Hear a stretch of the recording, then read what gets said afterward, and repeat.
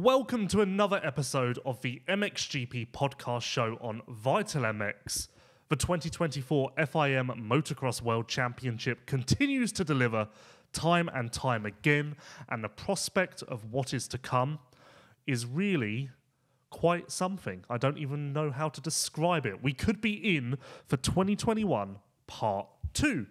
I'm your host, Lewis Phillips, and I am joined by Paddock Pass podcast man, Adam Wheeler. How's it going?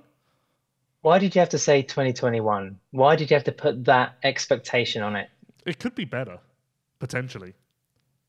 I did think of you, Lewis, while I was sweating away, getting sunburnt in Lommel, of all places. I mean, I did remind some of our Belgian colleagues that I think it takes at least 4 or 5 wet MXGPs a year just to be rewarded with some sunshine in Belgium. I think it'd be too much to ask to have similar weather conditions for the Motocross of Nations.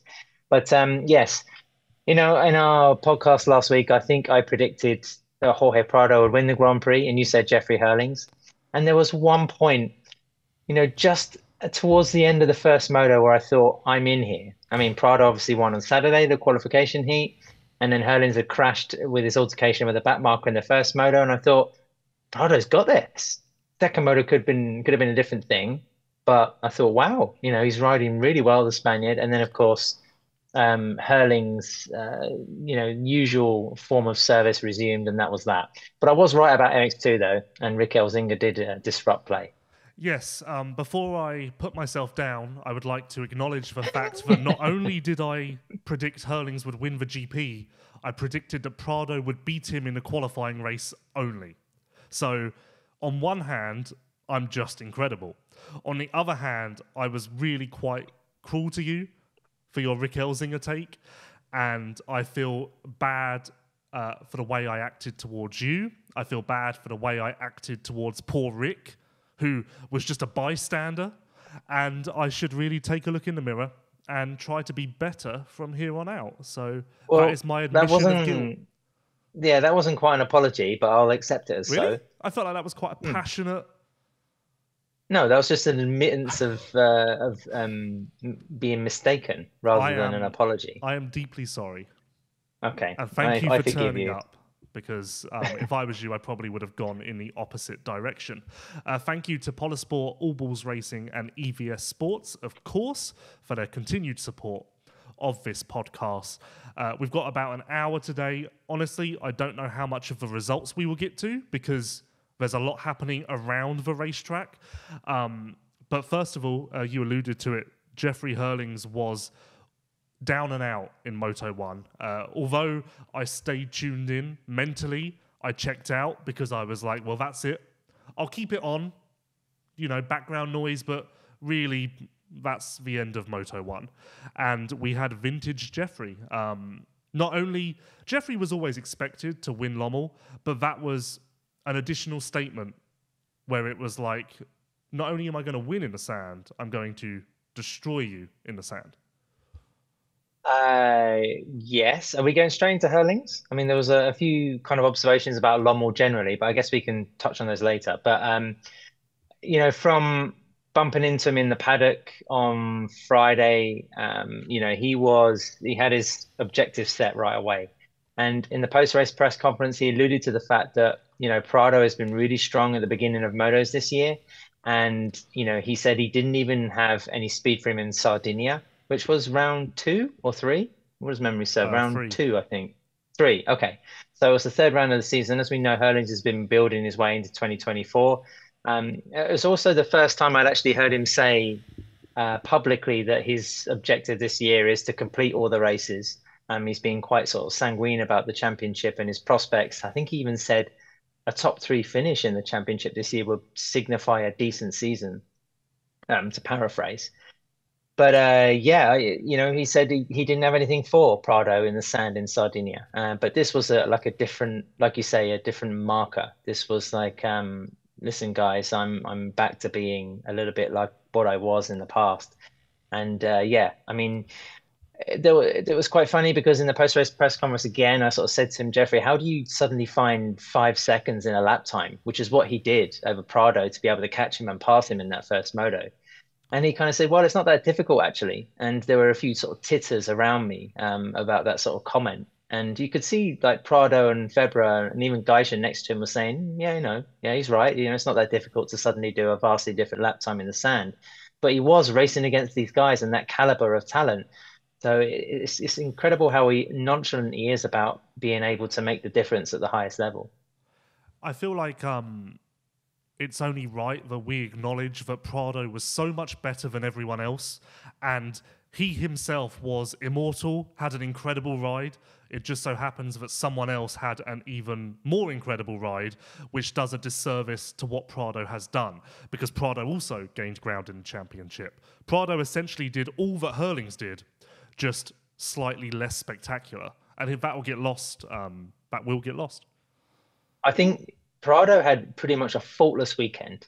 I mean, if you look at the form on paper going into Lommel, you'd say Jeffrey Herlings, best sand rider in the world, he's going to win. Jorge Prado, an extremely good sand rider.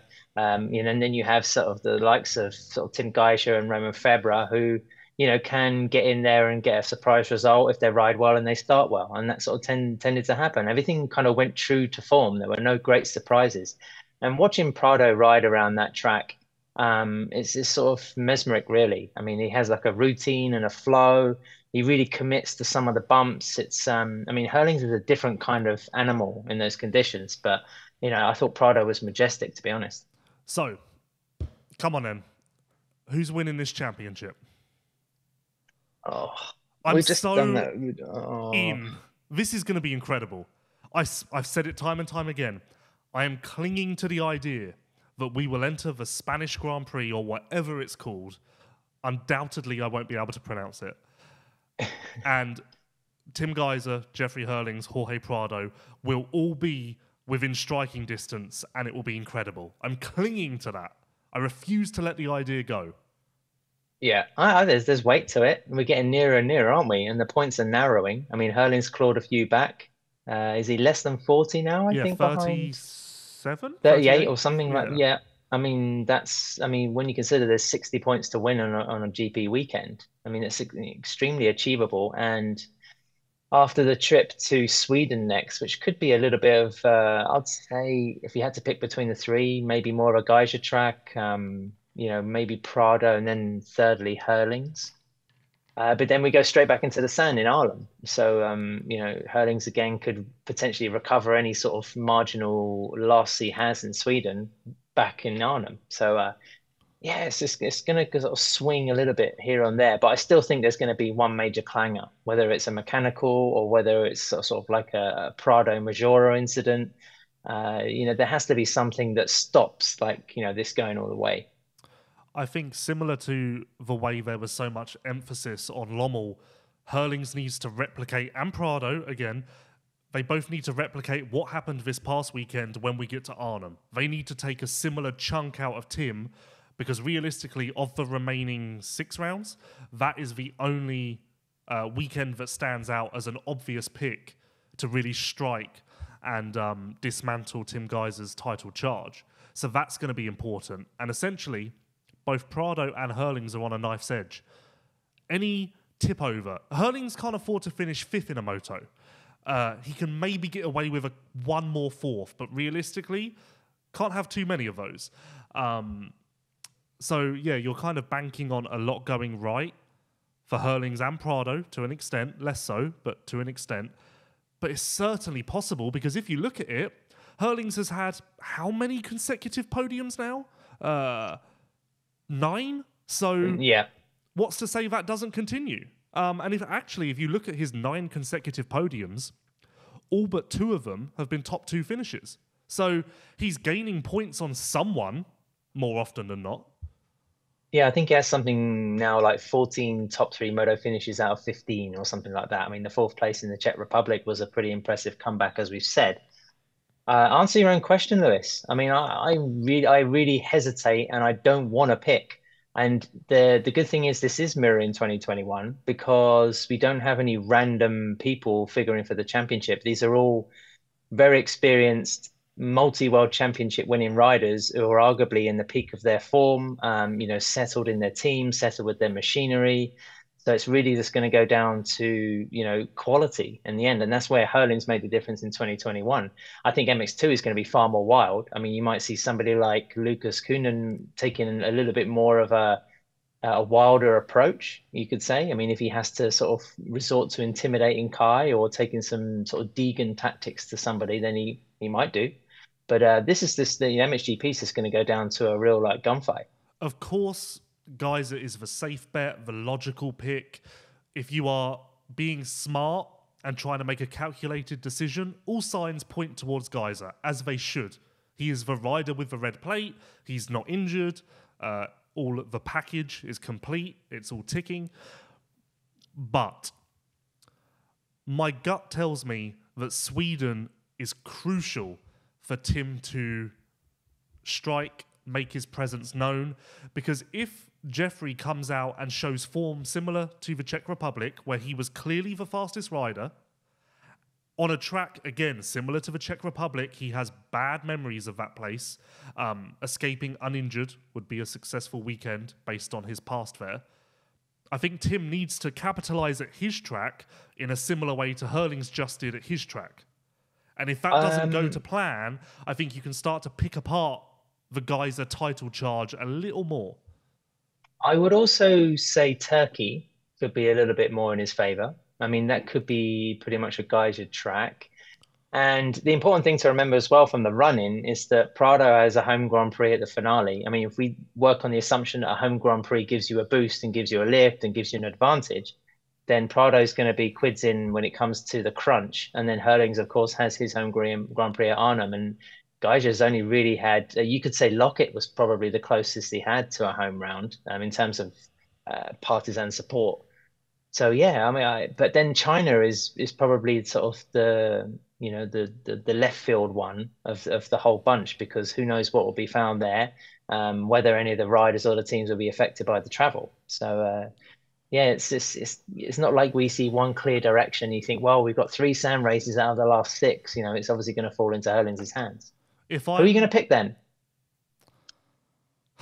Gajser is the logical pick, but right now, I think Jeffrey's going to do it. I think Jeffrey's going to do it. I really do. Yeah, ignore the head. Just go with the heart. I really feel like, because I was just going to say, if you look at this, if I'm Harry Norton, I'm telling Jeffrey in the Netherlands, we'll capitalise.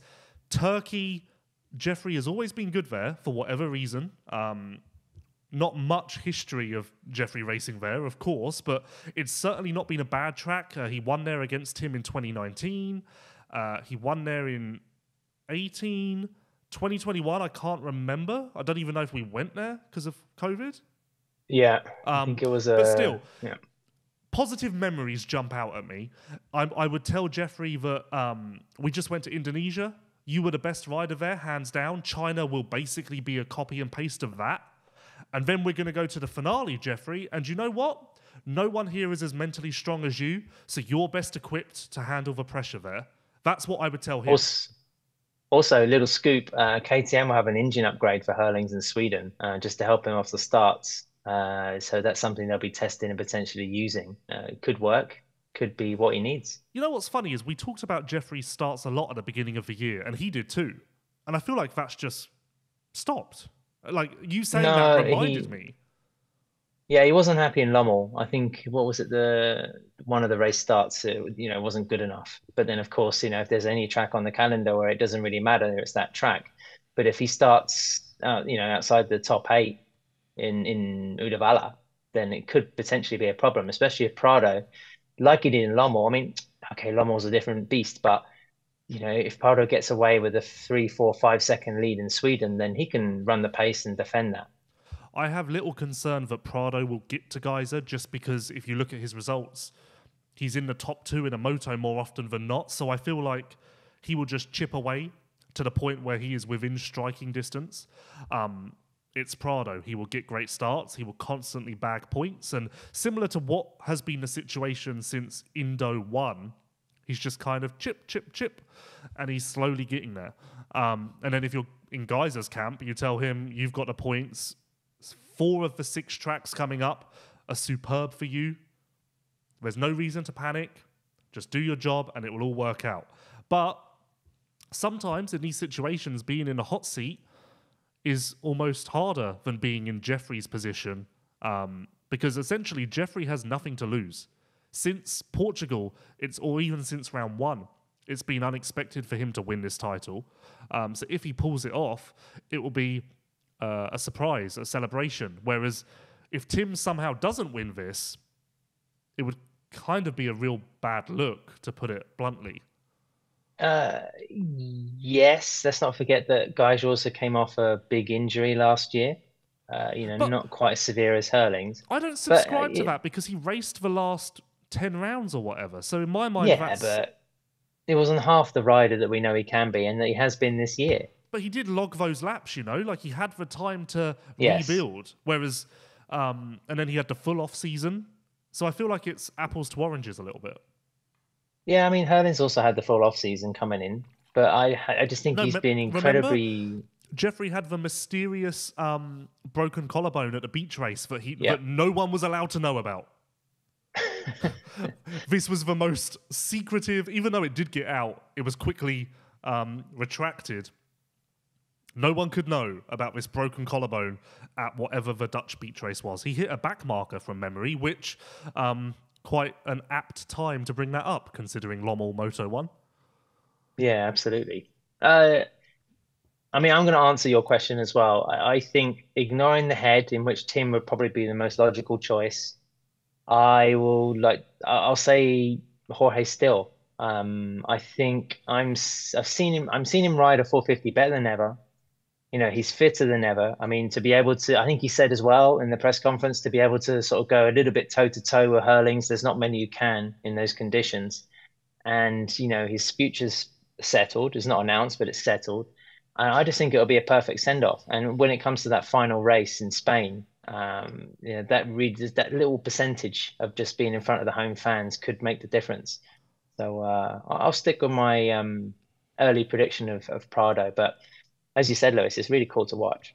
I know it's been rocky at times, but I feel like all involved, including us, need to make a bigger deal out of the fact that this is Prado's swan song with the Austrian group. He bled orange from day one, essentially, and the fact that he's leaving the group is a massive deal. Of course, we won't have official confirmation of that, but I just feel like more needs to be made of the fact that this is the end of a significant chapter. Yeah, ever since he was 12 years old, he's been on the Red Bull rookies, not the junior program anyway, and then also into the KTM structure, of course. Red Bull's a monster. It's another big change.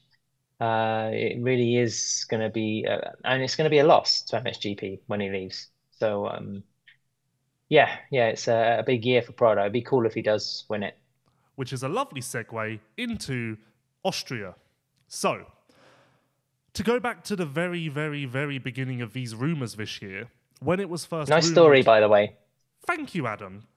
I appreciate that coming from you. No, it was a good story. I always tell you need to do more kind of in-depth reactive stuff, Yeah, and sometimes I lack the you got it from the confidence. horse's mouth. Sometimes I feel like I don't believe in myself with that stuff, but then sometimes I do it and I'm like, I can do this. So, yeah. Yeah. And also, apart from Pit Buyer, Robert Jonas, I mean, who's his right-hand man, is the man to talk to. He's the one that's also ringing up Roger Da Costa saying, Roger, what we doing? How's it going? And, I thought it was a good, it was a good story. I mean, it was the reaction. I mean, it was something that I don't think you could have published any earlier because, we just didn't really know, or even people in Austria didn't even know what was going on. But as it turns out, for those listening who don't sort of really know what we're talking about, KTM or the Pira Mobility Group are going to continue to race Husqvarnas in MXGP. We're not sure which class, whether it'll be 450 blue bikes or 250s. And, by all intents and purposes, the Ducati team that's been gas for the last 3 seasons, now heading back to being sort of part of Red Bull KTM like they were when they initially joined the group at the end of 2009. But yeah, I mean, what was your overarching point about the Austrians? Well, when the first rumour dropped early May, whenever it was, that Husqvarna was leaving, I distinctly remember saying on this podcast, I've heard this so many times, I'll believe it when I see it. But I was dumb enough to get sucked in, and rightfully so, because it was closer to being a done deal than any of you listening will realise. In fact, I would say it wasn't close to being a done deal. It was a done deal, or about as done a deal as you can possibly have. The team were prepped to switch to KTM. There were dates in place. It was all going in that direction. And then a sudden U-turn leads to Husqvarna sticking around. And as you said, their 450 participation will depend on what class Kaiser Wolf goes to. That's kind of the only way that there will be a Husqvarna 450 on track. And then the biggest surprise of all, when we were in Majora, it was 100% Husqvarna was stopping and Gas was staying. Done. No need to question it. And somehow we're now in a world where Gas is out.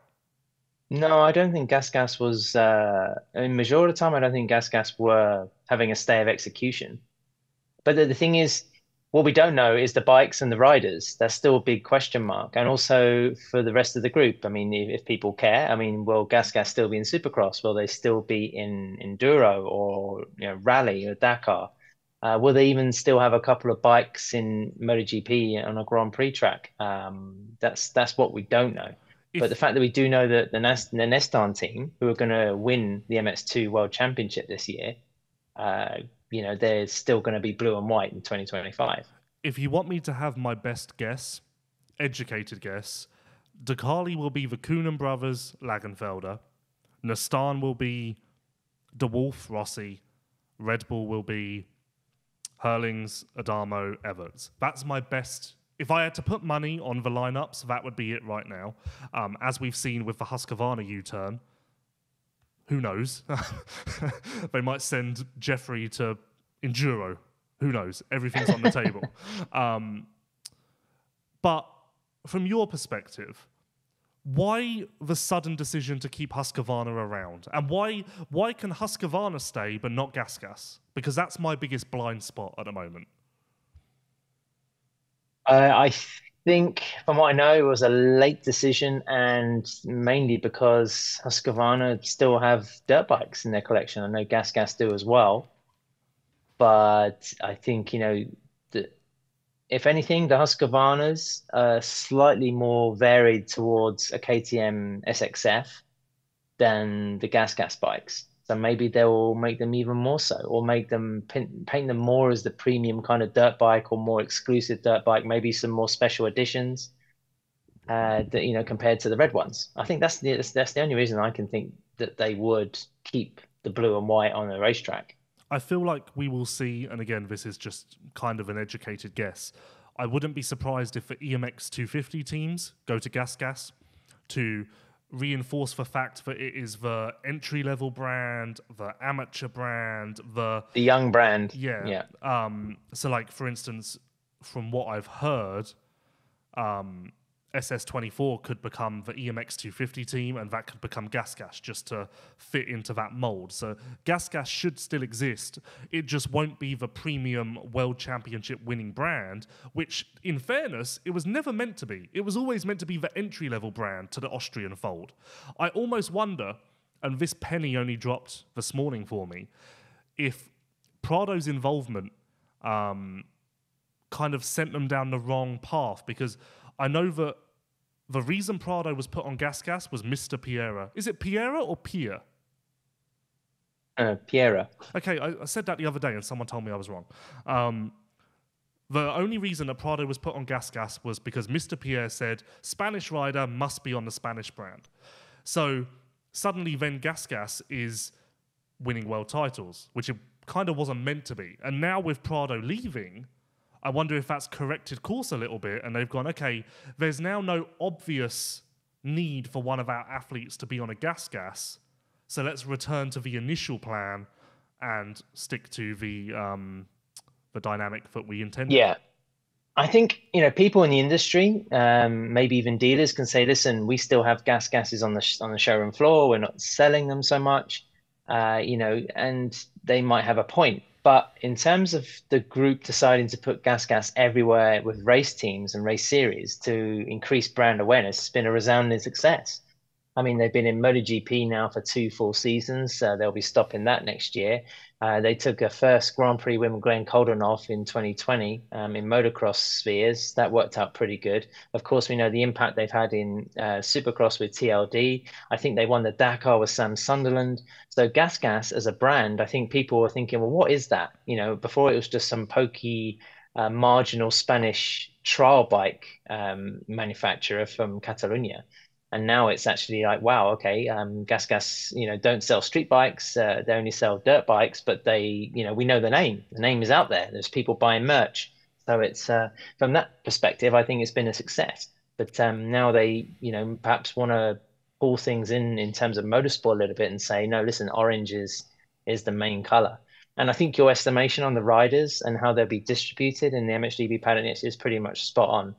I think people like Andrea Adama and Jeffrey Herlings are going to be staying very much orange. I can't see there being any changes there.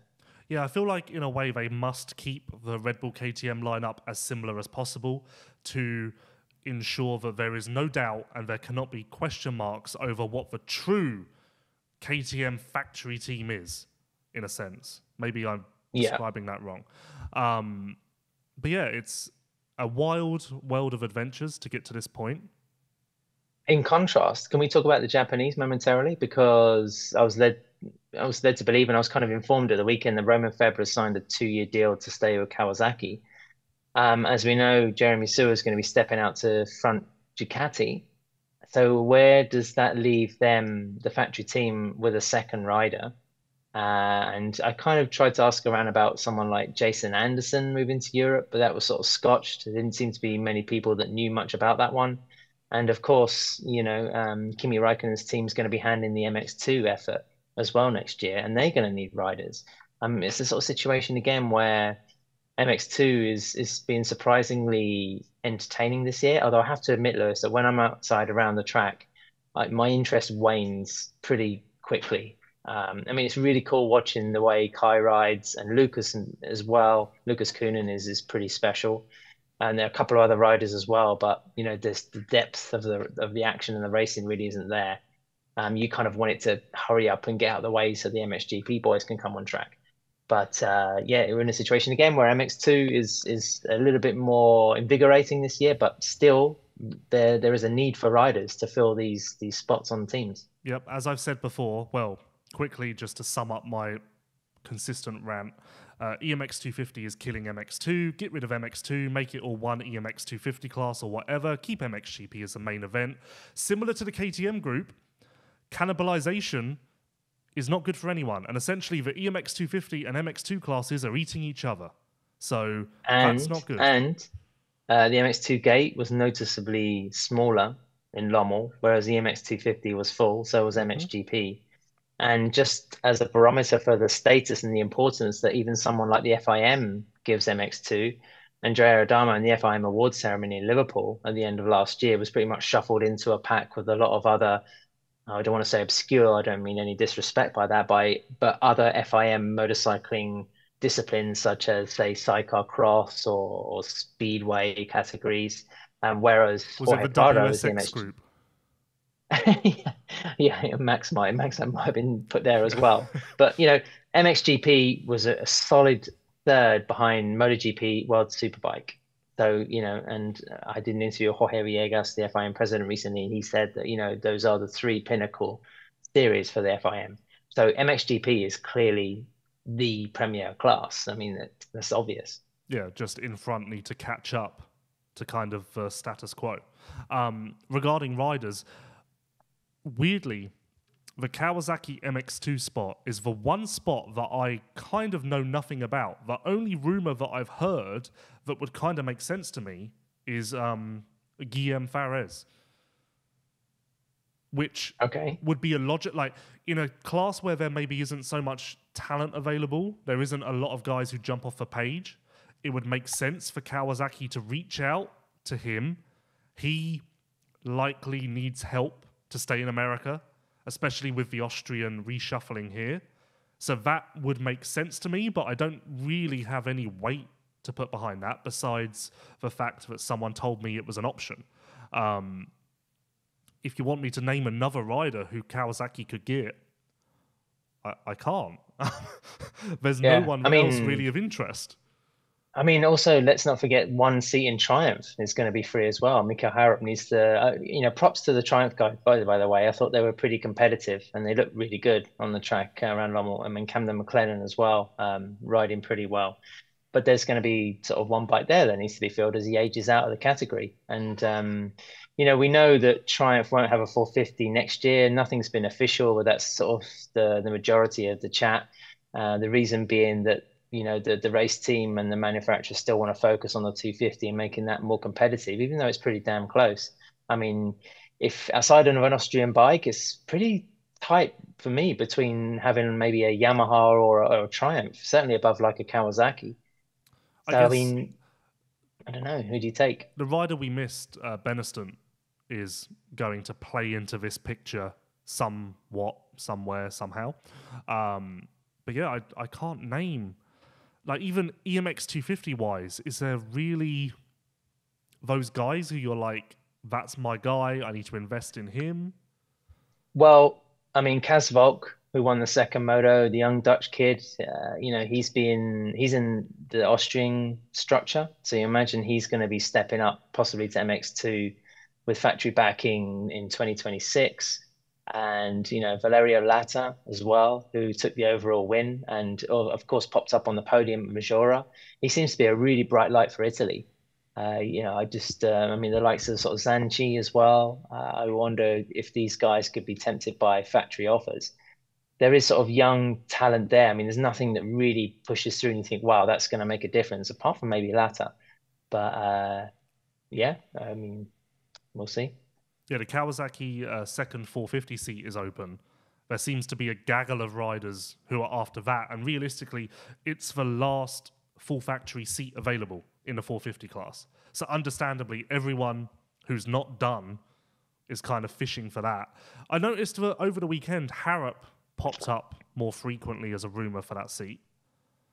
But yeah, similar to the Husqvarna rumours that persist year after year, I feel like we've done this before with Harrop going to Kawasaki on a 450. So I almost lean to the fact that this has arisen out of the history behind it, more so because it's actually on the verge of happening. Yeah, also, Ruben Fernandez is not confirmed HRC.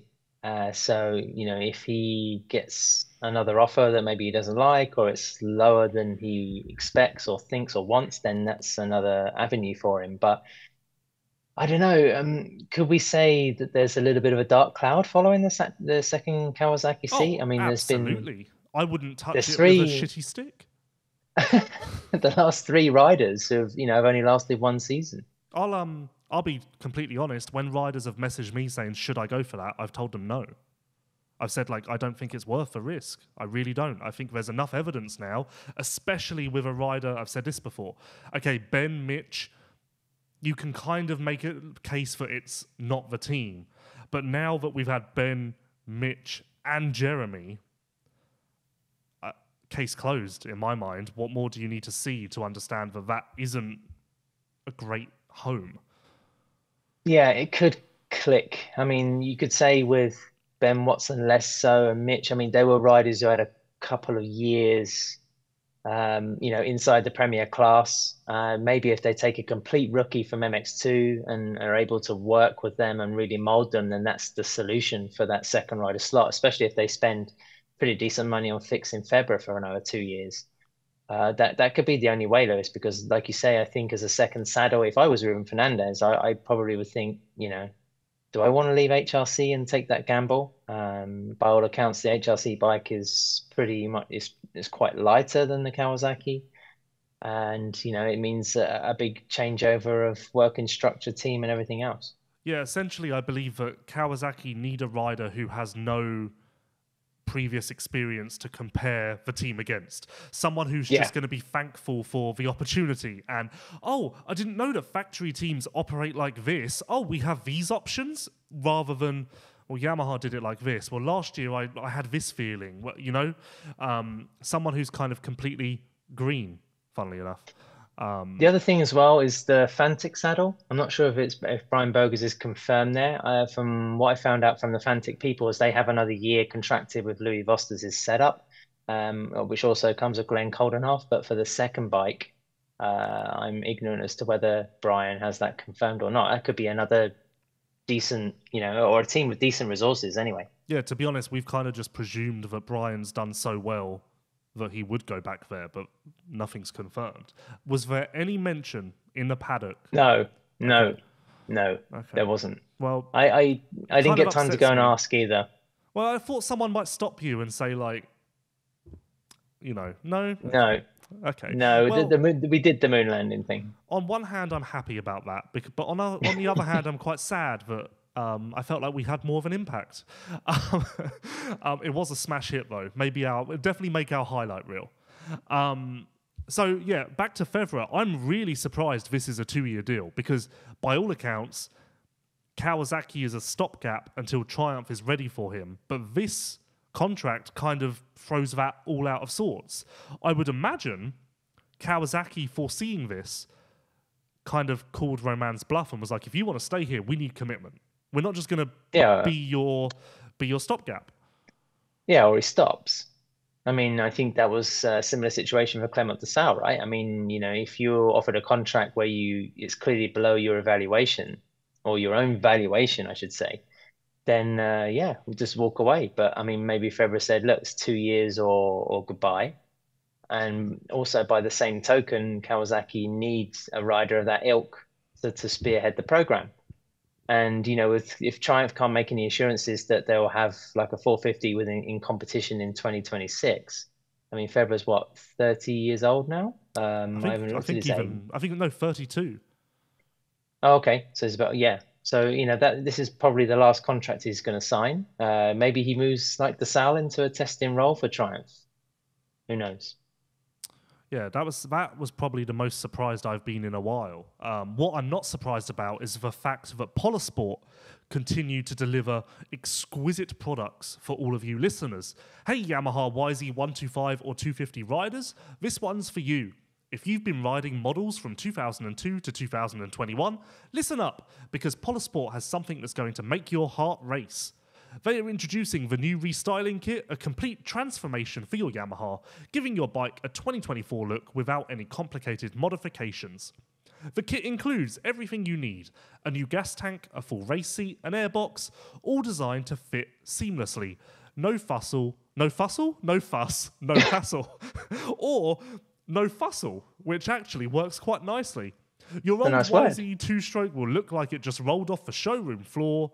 So it's time to transform your bike. Your Yamaha deserves it. Polosport has what you need. Kind of skip some sentences that time because it's starting to become a little tedious, to be honest.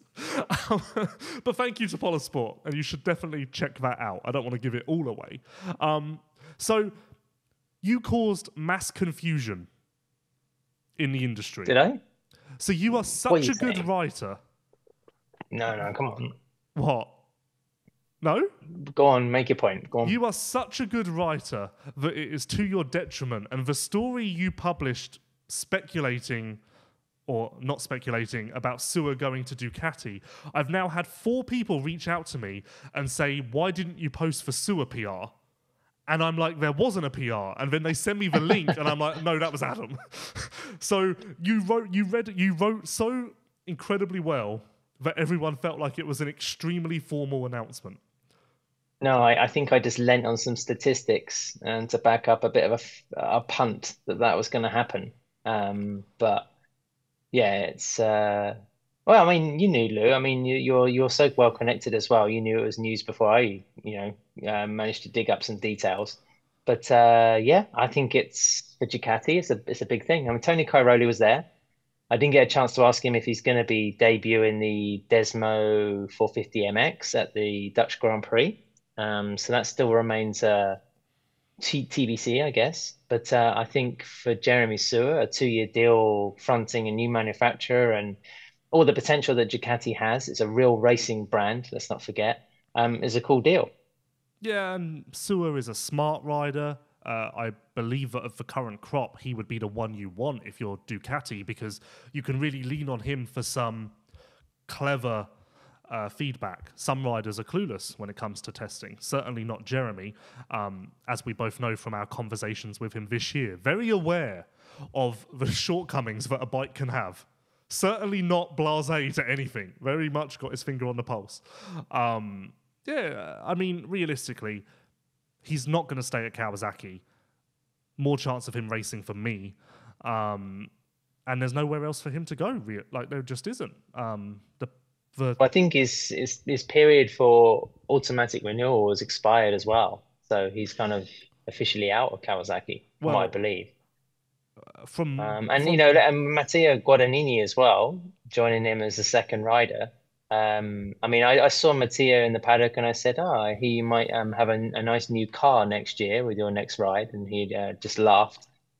Of course, Ducati is owned by sort of Volkswagen, Audi, Lamborghini. Yeah, I'll never understand that. I think it's just an international thing. Like Volkswagen is the big parent group, and then you go down into Audi, and then Lamborghini is the Italian subsidiary of Audi, and therefore they own Ducati. The good news but I don't think they'll be driving a Lamborghini. No. An Audi is their best bet. Yeah, or a Volkswagen up, I guess. The good thing is, if Sewer does go to Ducati, which he kind of is, however you want to frame that, we're going to have a lot of insight on what Ducati's up to, because loves a chat, does Jeremy. Not one to shy away from conversation, so that's our key to the Ducati lock. We found it. Unless Paolo Ciabatti, susses out your close connection, Lewis, and puts a stop to it. Well, no, honestly, you can vouch for this more than me, but I've only spoken to Paolo once. I was amazed and pleased with his frankness, his honesty. Yeah. He didn't know me from Jim, or whatever the saying is. Didn't know me from Adam. That's just, funnily enough. And he was really honest with me. Like, you could tell he kind of doesn't care for the... What would you say? He was that way he's frank. He's very straightforward, and he was that way in MotoGP as well, which we all appreciated. Maybe he also appreciated the fact you didn't give him any fussle. I think that works. That should become... All the kids will be saying it now. Where did you first hear that? Oh, Lewis. Paolo told me straight up in Daytona. He was like, our number one target is Fevre, our number two target is Sewer. That sort of... You don't get that in this industry. And maybe people coming in from outside are, not going to engage in our petty little games that we have in our sometimes schoolyard mentality in motocross paddocks worldwide. Back to Lommel, or are there any other pressing talking points from the paddock? Because who cares about Lommel? Actually, I have to say the paddock. Can I just mention a note about the paddock? I thought that was the way it was set up was really impressive. I mean, dare I say it, but it's the closest it was it's inching towards MotoGP that I've seen it before. I mean, it seemed like was it not Yamaha. Lommel? No, I mean Yamaha, Jackie Martins, of course, being like a local team. There were at least 3 to 4 teams that had their own kind of big hospitality setup. It looked extremely professional. I even took a photo of like Honda Alley, because they had all the goldfish bowls lined up there. If I think about Lommel going back 10 years, it's just a completely different scene. And it was really busy. There was a hell of a lot of people. The way they had the track structured, they tended to push most of the crowd into various zones, so it looked extremely busy. But in the paddock, there was a lot of industry as well. It had a bit of a Motocross of Nations vibe to it. And I kind of thought, this is a signature event on the MXGP calendar. The location helps, of course. The summer scheduling too. It's a big one. I saw JT there. There were, various kind of dignitaries, I guess you could say. Yeah, I should have gone. I really should have. Yes, your presence was noted. Your absence, I should say, was noted. Yeah, I can imagine a few tears were shed. Sad, really. And I can't go back in time and fix that. So all we can do is move on. The only real person that stands out to me from MXGP that I just want to give a nod to, and I've done it time and time again, Kevin Horgmo deserves some sort of recognition, contract, Credit, sure. attention. He's been a revelation. I remember saying in the final 2 years of his MX2 career, he is the one who will be screwed by the age rule because no one will want him on a 450. He's really small. It just won't work. He will be the poster child for really good MX2 rider that doesn't even get a shot in 450s. And I couldn't have been more wrong. Again, just like poor Rick. Yeah, it's unbelievable. I'm surprised that I've not heard any fussle about him being Kawasaki's second rider. Yes, he must be on the short list. But I agree with you, Lewis. Mentality works. Yeah, sure. He has to be there. Again, it depends on what he wants, whether it's the ideal next step for him.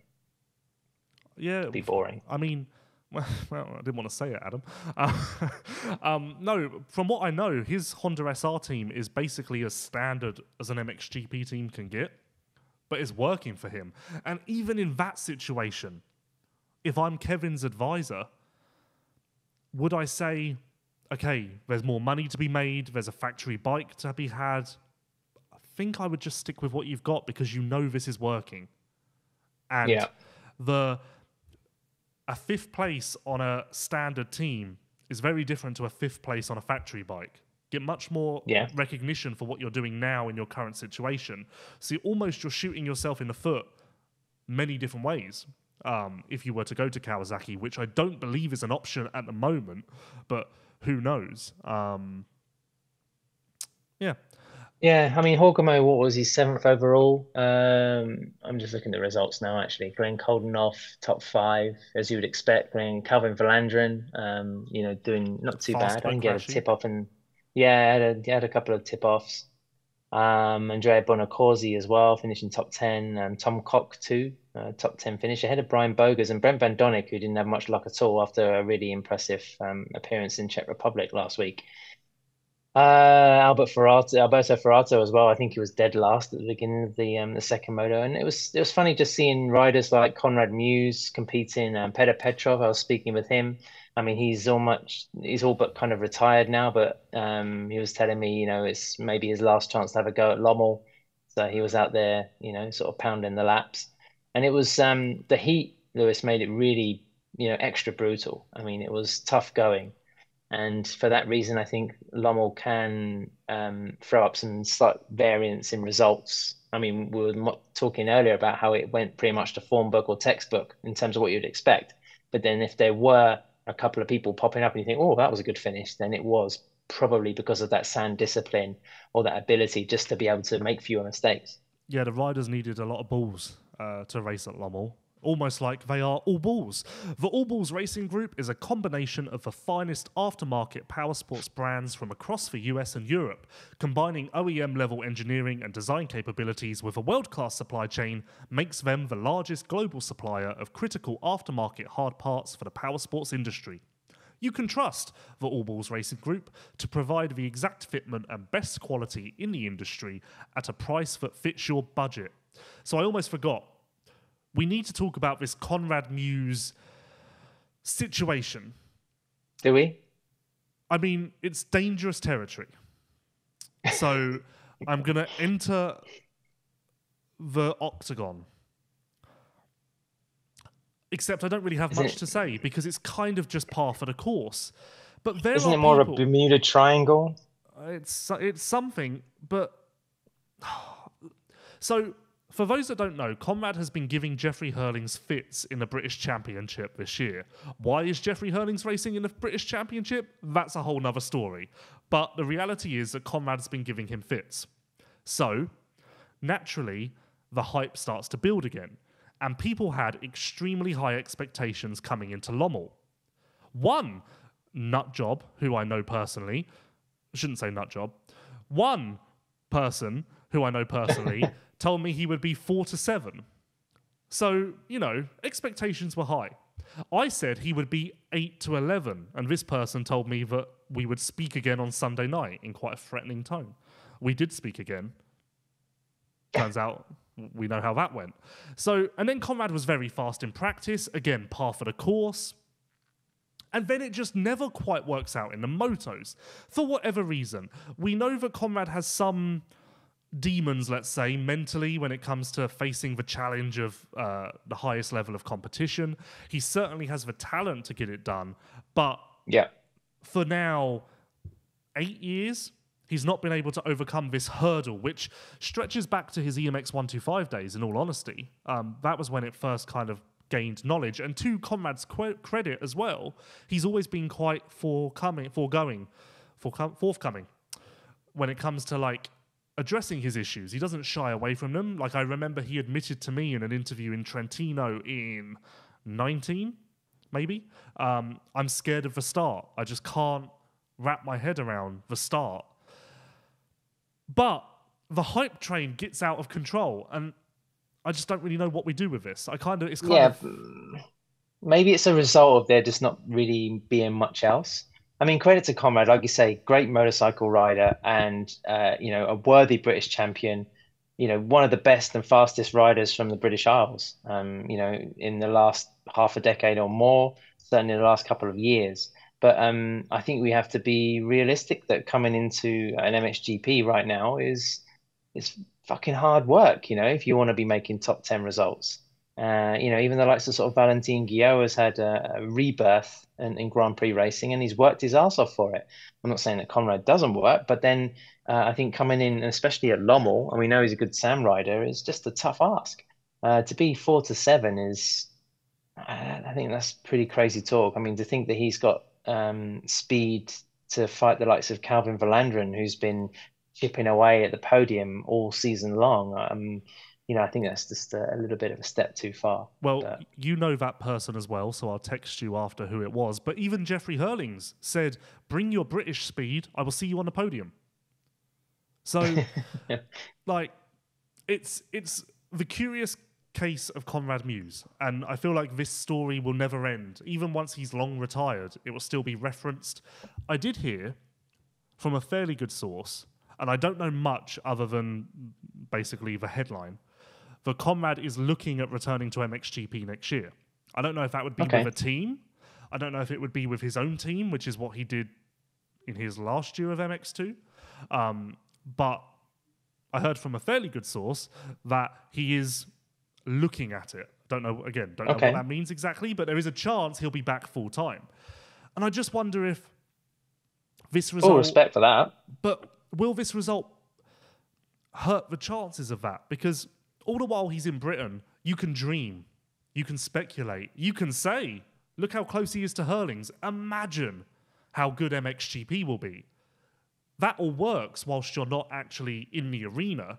The second you enter the arena, all speculation, all imagine, all of the talk disappears because the proof is in the pudding.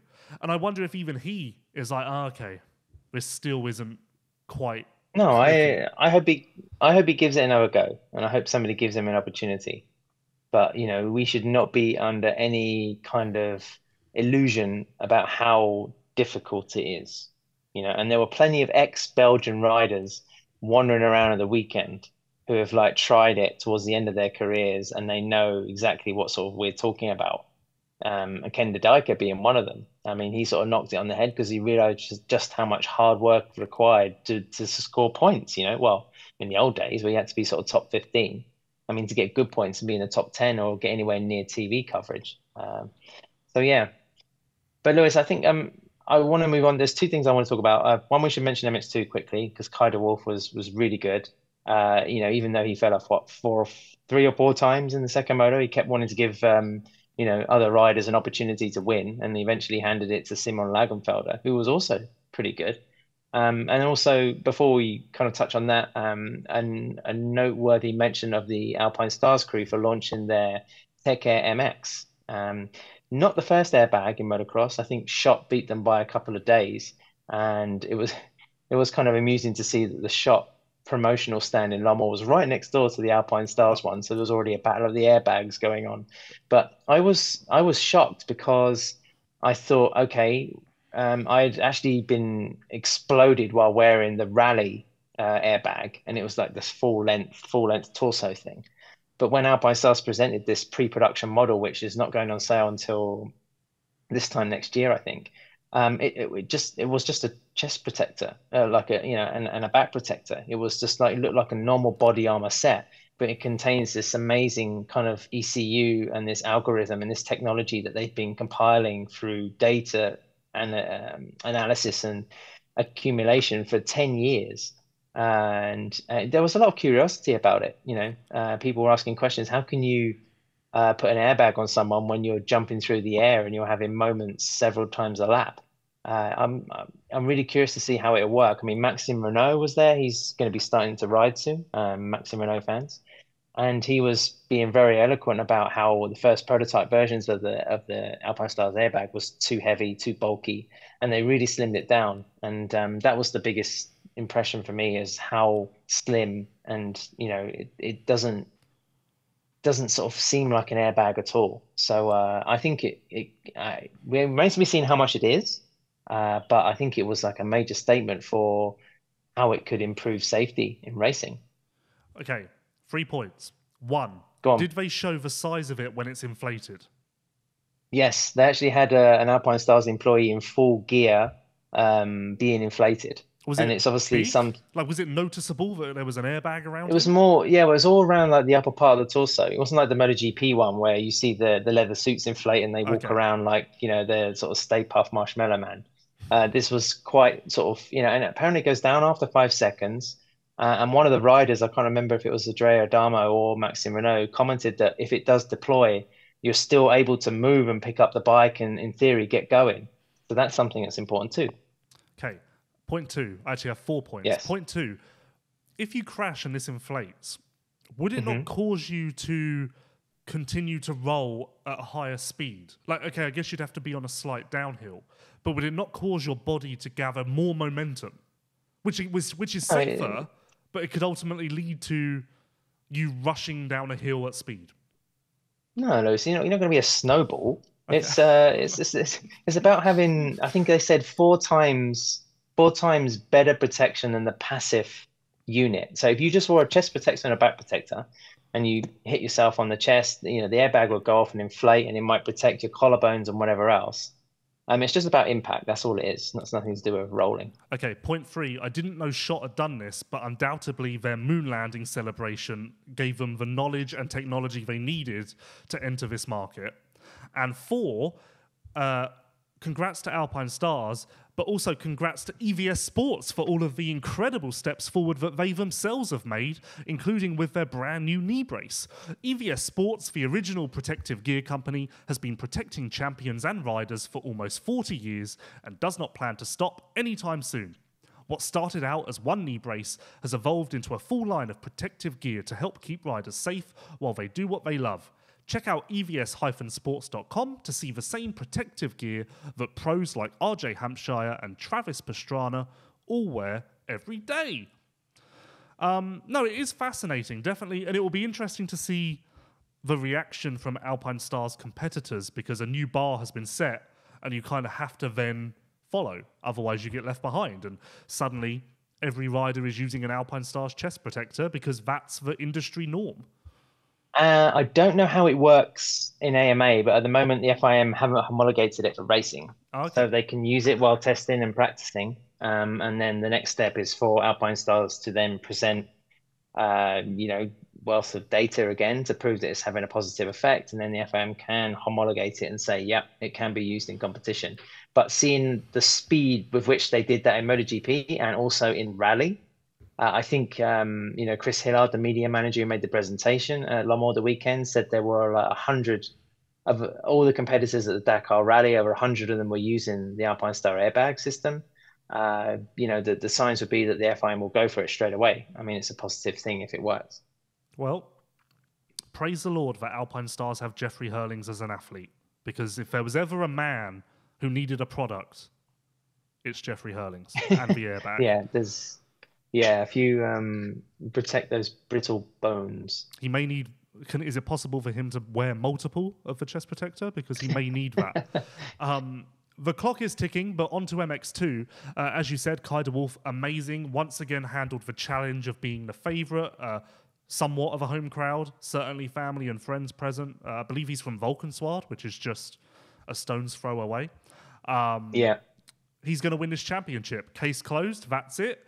Moving on. What I find fascinating is when he wins the championship this year, which he will, if he goes to MXGP next year, then goes to America the year after, which it's likely that will be with Pro Circuit Kawasaki if it happens, he would follow the exact path of Ben Townley. Yeah, I guess he would. Kind of irrelevant, but just a funny thing that popped into my mind when I was, living life. You planned out the next sort of 5 years of his career, Lewis. I'm impressed. I think there's a high chance that his career goes in that. I mean, I don't know if he goes to 450s next year. Who knows? Personally, I don't see why he would, unless he wasn't sold on America. But then also, as we saw with Adamo this year, if you win the MX2 title, what is there to gain from staying down? Yeah. Because you can either maintain the level or, most likely, fall. The chances Well, ask Jeffrey Herlings about that. That's a whole nother subject. Leave Jeffrey alone. He's got an airbag now. He's happy. Or Marvin. Ask Marvin. But again, you're just maintaining the level. You're not... Yeah. You're not going to get more... Like, people are going to be, as we know with Jeffrey, people are going to be reluctant to applaud you because you're essentially just repeating your feat. Not my opinion. And also, you could say, like, Tom Vial staying down is understandable. He's still riding a 250. It's not like he's a big guy that has to jump on a larger motorcycle, as Kai really should do. So, yeah, you have a point. But, you could just stay down like Andrea Adamo and be a defending champion for a year. Why not? I mean, at the very least, you can bank the bonuses. Well, I guess, Adamo hasn't had many of those this year. Yeah, and also tried to ride. He did start practice on Friday, and then just, I think his words were something like, this is not a Grand Prix where you attempt, with reduced fitness levels. So, the team opted for preservation and caution. And, I think we'll probably see him next on the line in Sweden. And you mentioned about Kai having a lot of support. I think the people that cheered the most were the Koonens. Liam Everts, of course, having some strong support too. We mentioned Rick Elzinga, but it's hardly a shock that the Dutch riders, really excelled on the day at the Belgian Grand Prix. And considering the conditions, I thought Kai was brilliant. Again, it's fascinating to see him ride the sand. Lucas, disappointing, of course. That crash right at the beginning of the second moto was just typified really the season that he's having, where he veers between brilliance and bonkers. But his speed coming back, I think his fastest lap time was actually 2 seconds quicker than like Jeffrey Herlings and what he managed. I think he might have finished 8th or something. I mean, he was a long, long way back, and he stopped into the pits for goggles as well and just kept it going. Of course, the second half of the second MX2 motor is when they're all on their ass and there's a lot of mistakes and, there's people eating shit everywhere. So for somebody as fit and as talented as Lucas, he's going to make hay. Sasha as well, his brother, making the whole shots, but just being predictably unpredictable. But yeah, it was Kai's day. Did you hear of any unusual events around the Koonens? Unusual events? No, not really. Okay. Just the usual kind of, what will they be doing next year? And that was that. I mean, obviously the disappointment with the results as well. Yep. I have some more stories for you after the podcast. I want to give a tip and a hat. You can't tell people that. I literally cannot. I don't. I was hoping you knew because then we could have talked about it, but I'm not. I can't do that. I want to give a tip and a hat to Camden McClellan, who I believe I got on this bandwagon last year before he was a factory rider. So another Lewis success story. You could say that I'm a McClell fan. Trademarks. Oh, dear. Trademarks. They can't use that. It's shocking they haven't picked up on that already. But no, he's really been a revelation. He shouldn't be doing this well after his injury. It's still fairly fresh. And yeah, incredible. I think that a real coup for Triumph to spot this talent. And I wonder how long it'll be before other teams in the paddock start swirling him like birds of prey on a carcass. Oh, wow. Yeah. That's very dramatic. Yes. I couldn't think of a better example. You're implying that sort of Camden McLennan is like carrion or something? I don't know what that is. A dead roadkill. Oh yes, no, he's a thriving roadkill. Right. Okay. So he's not roadkill at all, really. To be honest, it was probably a bad comparison. Held my hands up. So soon after I gave myself a pat on the back for my McLellan win as well. You should quit while you're ahead, like Adamo in MX2. There's lots of pathos in this podcast now. Yeah, this has been a little erratic, but apologies. We're on a tight schedule today, and with that, final thoughts. None. I've made my comments on the Belgian GP. I didn't like the extended traffic system on Sunday that made us have to drive a far longer way round to get in. It just seemed slightly absurd. It was like a long lap of the industrial park. Yeah, I remember that. Really confusing as well. Not really well signposted. Yeah. Signposted? Yeah, come on, guys. Can be better than that. And you're going to Sweden the next round. Yes, I will be in Sweden. Probably my last GP in attendance. I'm probably boring people with talking about it now, but I have to finish this book by the beginning of October. I'm currently sweating away in the UK because it's ridiculously hot, which is very bizarre in itself. And this weekend is the British Grand Prix for MotoGP, which also means a lot of work. So, yes, 3 weeks in a row we'll finish with the trip to Uddevalla. Are you coming, Lewis? No, I will be at Unadilla. Okay. You know my love for Uddevalla. Yes. So so much so that you're going to go to a track that begins with the same letter. It's almost the same name. It's also in the middle of nowhere. It would probably be easier for me to get to Uddevalla, to be honest. Yeah, I do. I regret not going to Lommel. I love Uddevalla. I really don't want to miss that. But got to do something. I don't know. Got to work. Got to pay the bills, got to get the furniture in. Well, technically MXGP does that as well, so really there's no justification for it. Thank you to Polosport, EVS Sports, and All Balls Racing for their support of this podcast. As per, no MXGP this coming weekend, but if anything happens of note, we will be sure to alert you to it. Thank you, Adam Wheeler from the Paddock Pass podcast. I imagine there will be lots of Silverstone Paddock Pass podcast efforts this weekend? Yes. Okay. Yeah. Full on MotoGP. And plus Daily Telegraph stories. There's no MXGP, there's no American motocross, so everyone should fill their off weekend by heading to the Paddock Pass podcast. I strongly urge you to do that. But thank you, Lewis. No problem. I'm a nice guy. Spread it around. Until next time, thank you very much, and we will see you in 2 weeks.